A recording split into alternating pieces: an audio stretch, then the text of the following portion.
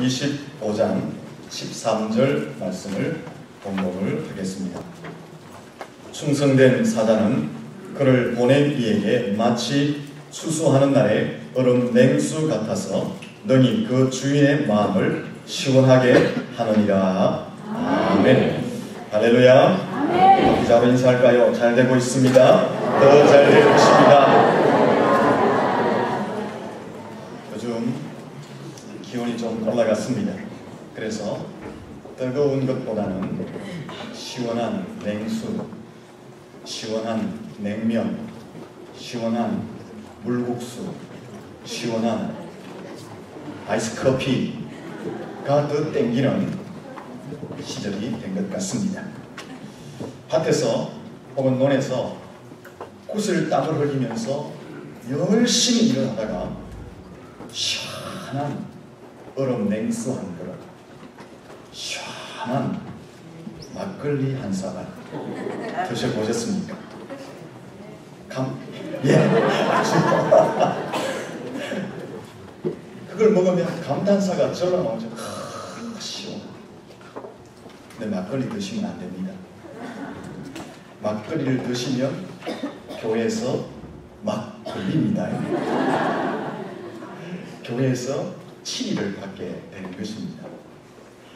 술 먹는 것이 죄냐, 죄가 아니냐를 떠나서 우리가 생각해야 할 것은 전 세계에서 찾아보기 드문 대한민국 예술쟁이들만이 가지고 있는 아주 독특한 특징입니다. 대한민국 기독교만이 가지고 있는 고유한 트레이드마크, 고유한 전통, 고유한 표식인 것입니다. 그리고 세상 사람하고 예수 믿는 사람하고 구별되는 점이 있다면 또 한 가지, 바로 술을 먹지 않는 것. 그것을 가지고 구별할 수 있는 것입니다. 그러므로 술을 안 마시도록 해야 하는 것입니다. 올여름에는 성도들 간에 부담스럽지 않은 한도 내에서 시원한 국시 한 그릇, 시원한 아이스 커피 한 잔, 시원한 냉면 한 그릇 서로 대접하며 지냈으면 좋겠습니다. 좀 여유가 있다면 우리 이웃에게 또 내가 품은 예비신자에게 시원한 국수 한 그릇 대접하면서 교회에 관한 이야기, 예수님에 관한 이야기를 전해주었으면 좋겠습니다. 사실 이것이 사람이 사는 정이 아니겠어요? 이렇게 하는 것이 예수의 향기를 바라는 것이 아니겠어요? 이렇게 하는 중에 서로 간에 소통이 일어나지 않겠습니까? 이렇게 하는 것이 신앙생활 속에 작은 행복감을 맛보는 성gin이 되지 않겠습니까? 국수 한 그릇이지만 사람의 마음에 기쁨을 주는 것입니다. 시원한 국수 한 그릇이 사람의 마음을 시원하게 만들어주는 것입니다.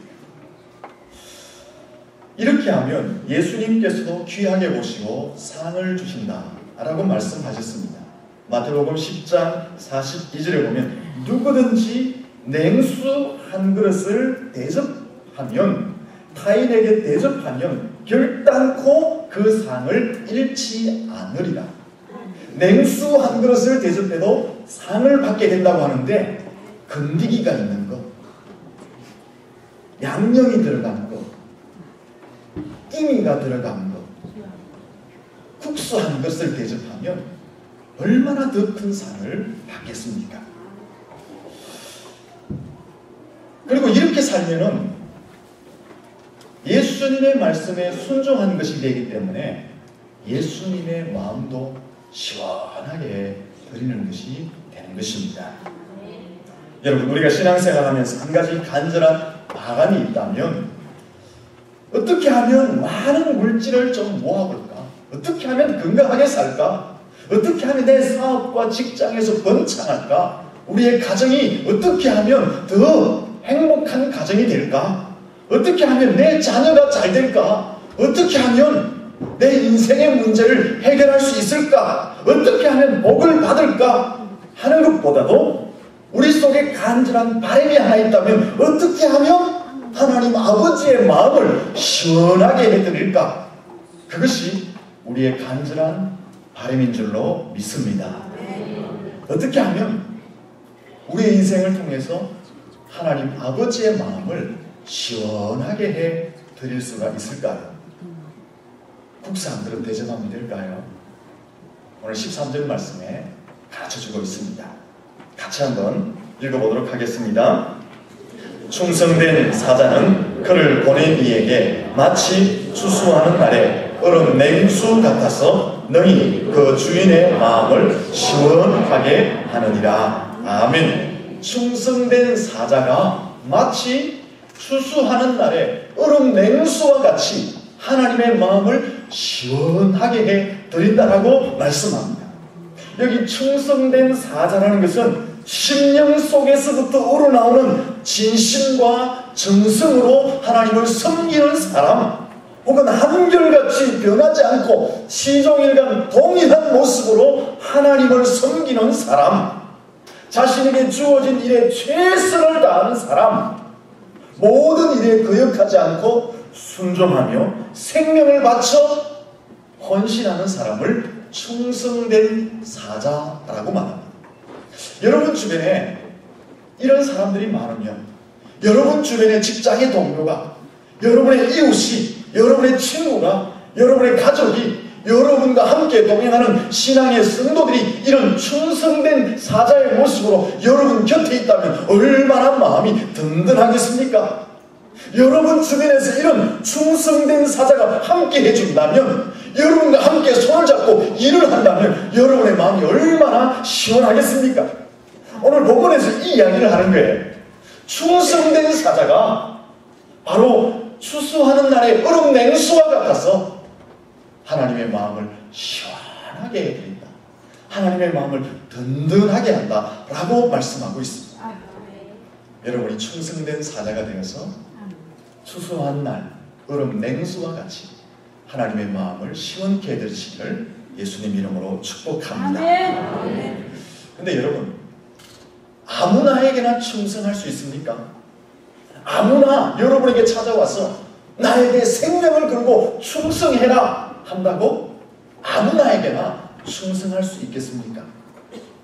충성의 대상이 분명할 때 충성할 수 있습니다. 목숨 걸 가치가 있는 대상이 나를 불러주고 나에게 충성을 요구할 때에 거기에 충성할 수 있는 것입니다.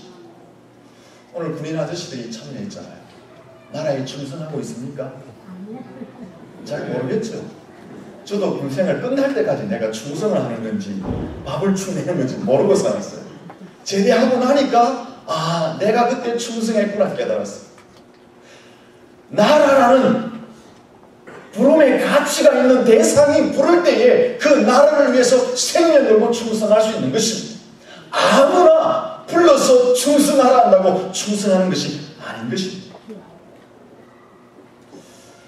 군에 있는 분들은, 또 군대 갔다 오신 분들은 조금은 이해가 될 거예요. 군에서 별을 달면, 장군이 되면, 스타가 되면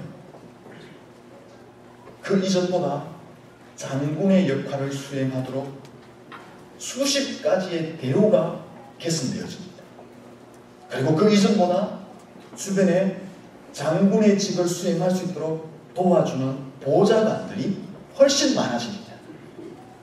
그 중에 사병 중에서도 장군의 일거수일투족을 도와주는 전령이 있습니다. 속으로 뭐라 합니까? 따까리. 그리고 장군이 다니는 곳마다 운전해주는 운전병이 있습니다. 장군이 때때로 그 사병이죠. 지금 사병들이 오셨는데 사병들, 즉 운전병이나 전령에게 하급 부대에다가 심부름을 시킬 때가 있어요. 근데 이 전령이나 사병이, 운전병이 사병인 주제에도 하급 부대에 가서 자기보다 높은 하사관이나 장교들에게 목에, 어깨에 힘을 팍 줍니다. 때로는 막 큰 소리를 치면서 자기 일을 당당하게 합니다. 그렇게 해도 하급 부대의 하사관이나 장교들이 크게 대항하지 않고 잘해서 돌려보내줍니다. 왜 사병, 전령이, 운전병이 하급 부대에 가서 하사관이나 장교에까지 당당하게 자기의 주장을 하고 일을 감당할까요? 자기를 보낸 사람 때문에 그런 것입니다. 자기를 보낸 사람이 별을 단 장군이기 때문에, 그 사람의 보냄을 받았기 때문에 하급 부대에 가서 당당하게 큰 소리를 치면서 자기의 소임을 감당하고 돌아가게 되는 것입니다. 여러분을 이 땅에 보내신 분은 누구이십니까? 하늘의 수많은 해낼 수도 없는 많은 스타, 많은 별을 창조하신 창조주이신 줄로 믿습니다. 그분은 영원한 스타이십니다. 그분이 여러분에게 목적을 가지고 이 땅에 여러분을 보내주신 것입니다. 그분은 영원히 변치 않으신 분입니다. 세상을 창조하신 분이십니다. 살아계신 분이십니다. 전지전능하신 분이십니다. 우리의 참된 메시아이십니다. 그 하나님이 목적을 가지고 여러분을 이 땅에 보내주신 것입니다. 우리가 이 사실을 분명히 안다면 충성할 수 있는 것입니다. 하나님께서 나를 분명한 목적을 가지고 이 땅에 보내셨다는 확신을 가지게 되면 우리가 생명 걸고 충성하게 되는 것입니다. 여러분, 우리는 이 땅에 우연하게 태어난 존재들이 아닙니다. 한 남자와 한 여자가 만나서 우연하게 우리가 이 땅에 뚝 떨어지며 태어난 존재들이 아닙니다. 아무런 계획 없이, 아무런 목적 없이 이 땅에 왔다가 죽으면 그냥 사라지는 무의미한 존재가 아니라는 것입니다. 그리고 사람들은요, 불교에서 말하는 윤회처럼 개나 소나 돼지가 사람이 된 존재가 아닙니다. 거꾸로 말하면 사람이 죽으면 개나 소나 돼지가 되는 존재가 아니라는 것입니다. 만약에 불교에서 말하는 것처럼 사람이 윤회한다면 거기에 무슨 인간의 존엄성이 있겠어요? 거기에 인간의 무슨 존재 가치가 있겠어요? 거기에 무슨 목숨을 걸고 사명을 감당해야 할 이유가 있겠어요? 개나 소나 돼지나 같은 것이 인간의 존재입니다.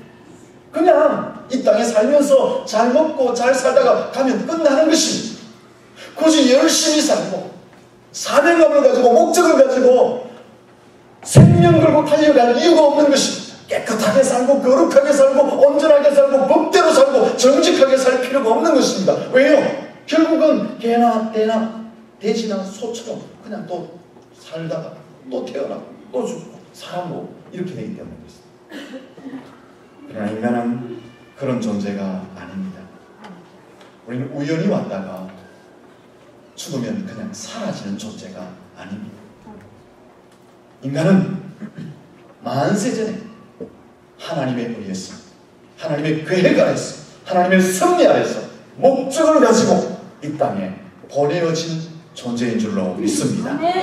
우연히 왔다가 우연히 사라지는 그런 존재가 아닙니다. 특별히 성도들은 예수 안에서 부름을 받은 존재들이고 예수 안에서 부름을 받아서 특별한 사명을 가진 존재들이 성도라는 것을 인식하셔야 하는 것입니다. 우리가 이 사실을 분명히 알면은 즉 사람은 이 땅에 하나님에 의해서 목적을 가지고 보냄을 받은 존재이다. 특별히 성도들은 예수 안에서 부름을 받고 예수 안에서 특별한 사명을 가진 존재로 세상에 살아가는 존재들이다라는 것을 인식하면 충성할 수밖에 없는 것입니다. 하나님께서 이 땅에 목적을 가지고 우리를 보낸 줄로 믿습니다. 예수 안에서 우리를 부르실 때 특별한 사명을 주시기 위해서 부르신 줄로 믿습니다. 하나님이 나를 보내시고 나를 부르시고 나에게 사명을 주셨다는 것을 깨닫게 되면 충성하게 되는 것입니다. 왜 충성하게 될까요? 목적을 준 존재, 인생들에게 사명을 부여하여 준 존재, 인생들에게 충성을 요구하는 존재가 누구냐? 영원하신 하나님, 지금도 살아계신 그 하나님이시기 때문에 우리는 충성할 수 있게 되는 것입니다. 그 영원한 하나님은 우리가 충성할 수 있는 절대 가치를 가지신 분이시기 때문에 하나님 앞에 충성할 수 있게 되는 것입니다. 제가 참 많이 느끼는 게 있어요. 그게 뭐냐 하면요, 정치인들을 보면, 정치인들이 어떤 행사에 쭉 가면 그 정치인들에게 함께 수행하는 수행원들이 많잖아요. 근데 그 수행원들을 보면 한결같이 너무 극진하게 그 대표자를 수행하고 섬기는 모습을 보면서, 야, 한 인생을 위해서, 그 한 인생의 임기도 길면 5년이고 4년입니다. 그 한 인생을 위해서도 저렇게 정성스럽게 수행하고 충성하는 영원하신 하나님을 위해서 도대체 우리는 어떤 삶을 살아가고 있는가, 그런 것을 느낄 때가 많습니다. 여러분 어떠세요? 한 인생을 위해서 그렇게 극진한, 우리에게 생명을 주시고 사명을 주신 절대 존재의 가치를 가지신 그 하나님 앞에 어떤 모습으로 살아가고 있습니다.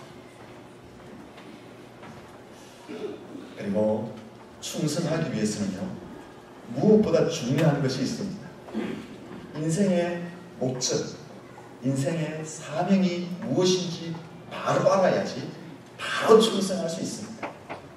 하나님께서 나를 보내신 목적, 하나님이 나를 보내셨는데, 목적을 가지고 보내셨는데 그 목적이 무엇인지 바로 알아야 돼요.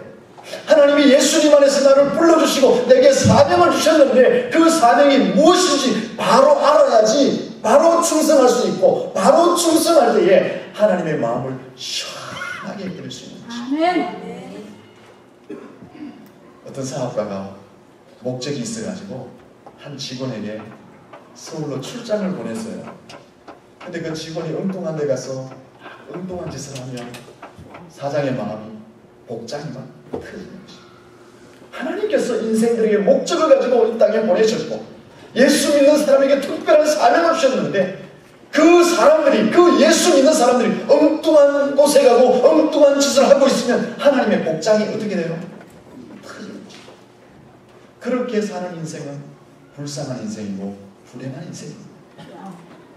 칼 힐티라는 사람이 그의 책에서 인생에서 가장 행복한 날은 자신에게 주어진 사명을 발견하는 날이다라고 말했습니다. 인생에서 가장 행복한 날이 언제냐? 내게 주어진 사명이 무엇인지 깨닫는 그날이 가장 행복한 날이래요. 키엘케고르는 이런 말을 했습니다. 가장 행복한 사람은 자신의 인생의 진정한 목적을 알고 그 목적을 위해서 목숨 걸고 살아가는 사람이 가장 행복한 사람이라고 말했습니다. 인생에서 가장 행복한 사람이 어떤 사람이냐? 하나님이 나에게 주신 사명이 무엇이냐? 내가 살아갈 인생의 목적이 무엇이냐를 깨닫고 그 사명과 목적을 위해서 생명 걸고 살아가는 사람이 가장 행복한 사람이래요. 돈을 많이 모으고 지식을 쌓아가고 물질을 쌓아가고 명예를 쌓아가고 사람들이 인기를 모아가고 많은 집을 소유하고 많은 땅을 소유하고 이런 환경적인 것, 이런 세상적인 것이 우리를 행복하게 해주는 것이 아니라 너희의 목적이 무엇이냐, 너희의 사명이 무엇이냐, 그 목적과 사명을 알고 거기에 목숨 걸고 살아가는 자가 가장 행복한 사람이라고 말하고 있는 것입니다. 사랑하는 성도 여러분, 여러분에게 주어진 인생의 진정한 목적이 무엇입니까? 하나님께서 여러분에게 주신 진정한 삶의 사명은 무엇입니까? 어떤 사람은 돈이라고 생각합니다. 영화 타이타닉호를 보셨죠? 큰 유람선이 암수에 팍 부딪혀가지고 침몰하는데 바닷속으로 막 빠져가는데 그 와중에 객실에 놓아둔 돈을 찾기 위해서 달려가는 한 인생을 보고, 돈에 인생의 목적을 둔 사람, 어떤 사람은 지식, 어떤 사람은 명예, 가족, 물질, 세상의 인기 이런 것에 목적을 두고 살아가는 사람이 있습니다. 대부분의 세상의 사람들은 무엇을 먹을까, 무엇을 마실까, 무엇을 입을까에 목적을 두고 살아가고 있습니다. 그것을 위해서 피나는 생존 경쟁을 하며 사람들이 살아갑니다. 그러나 하나님께서 우리를 이 땅에 보내시고 우리를 부르신 목적은 이것만이 아닌 것입니다. 하나님께서 우리를 이 땅에 보내신 목적, 우리를 부르시고 사명을 주신 것이 무엇이라고 생각합니까? 로마서 6장과 7장으로 넘어가면 생명의 문제, 구원의 문제라고 말씀하고 있습니다. 에베소서 2장 10절을 보면 선한 일을 위하여 그리스도 예수 안에서 너희를 지으셨다라고 말씀하고 있습니다. 여기 선한 일이 무엇입니까? 복음을 전하여서 생명을 구원하는 것입니다. 예비 신자를 신자로 만드는 것입니다. 우리에게 주어진 사명, 우리가 부름받은 이유가 무엇입니까? 생명을 구원하는 그 일이라고 말씀하고 있는 것입니다. 왜 하나님께서 예수 그리스도 안에서 우리를 먼저 신자로 불렀을까요? 생명 구원을 위해서 먼저 부르셨다라는 것입니다. 이 목적, 이 사명에 생명 걸고 헌신하는 사람, 충성된 사자라고 말씀하고 있는 것입니다. 이런 충성된 사자가 하나님의 마음을 추수하는 날에 얼음 냉수처럼 시원하게 한다고 말씀하고 있는 것입니다. 또 이 목적과 사명을 위해서 살아가는 자가 인생의 가장 행복한 사람이라고 말씀하고 있는 것입니다. 우리 옆 사람 인사할까요? 가장 행복한 삶을 살아갑시다. 한 번 더 인사합니다. 당신은 추수하는 날에 얼음 냉수와 같습니다.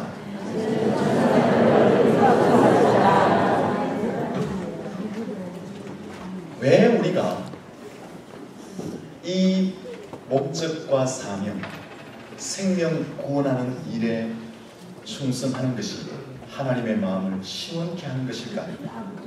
그것은 하나님 아버지의 마음이 거기에 있기 때문에, 아버지의 계획과 목적과 뜻이 거기에 집중되어져 있기 때문에, 그 일에 성삼위 하나님이 헌신하고 계시기 때문에 그렇습니다. 성부 하나님은 한 생명을 구원하시기 위해서 독생자 예수 그리스도를 이 땅에 보내시는 희생을 치르셨습니다.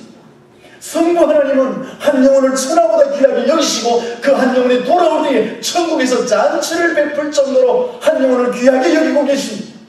인생들을 구원하시기 위해서 성부 하나님께서는 성경 말씀을 이 땅에 기록하여서 사람에게 주셨던 것입니다.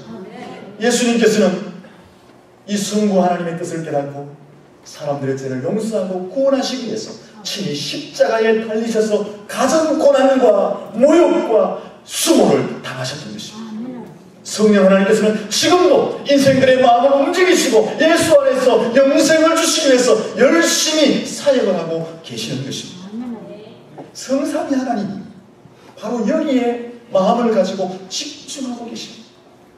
성삼위 하나님이 바로 이것을 위해서 희생하고 계십니다. 그러므로 여러분들이 한 영혼을 구원하는 일에 최선을 다하는 충성된 사자가 되고 하나님 아버지의 마음을 시원케 드리게 되는 것입니다.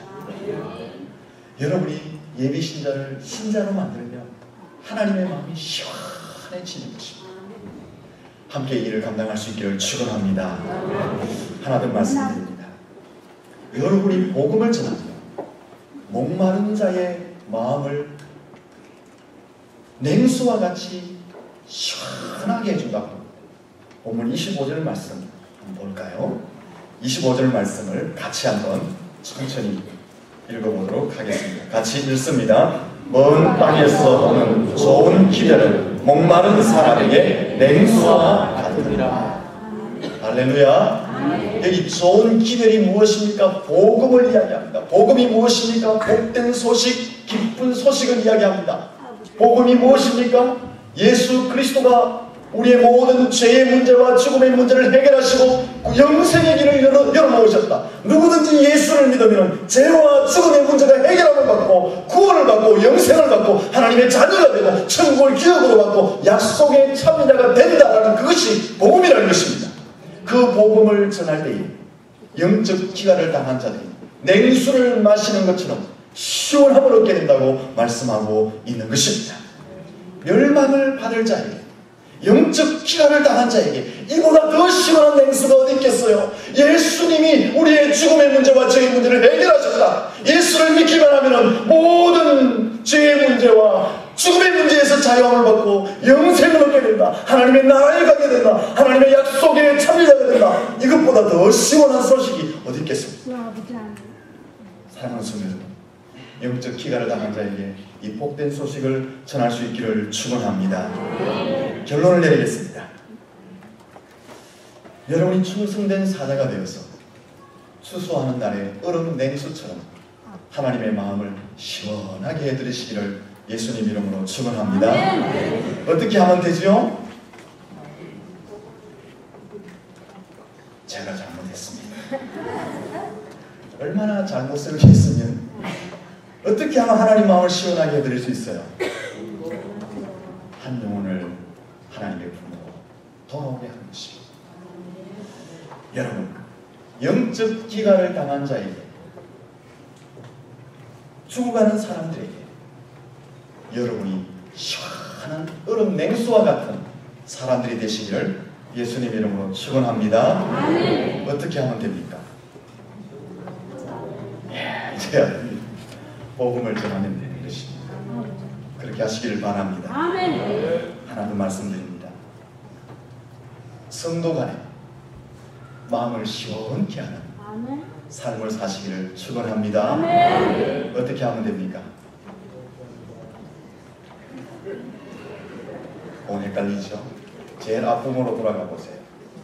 뭘 대접하면 됩니까? 시원한 국수 한 번, 냉면 한 번, 아이스 커피 한 잔. 제가 무엇을 말씀드려요? 예수님처럼 섬김을 통해서 성도 간의 시원한 존재가 될 수 있다라는 것입니다. 여러분, 하나님께 또 세상의 사람들에게 그리고 성도 간에 추수하는 날에 시원한 얼음 냉수 같은 그런 존재로 살아가시기를 예수님 이름으로 축원합니다. 기도하겠습니다. 하나님 아버지,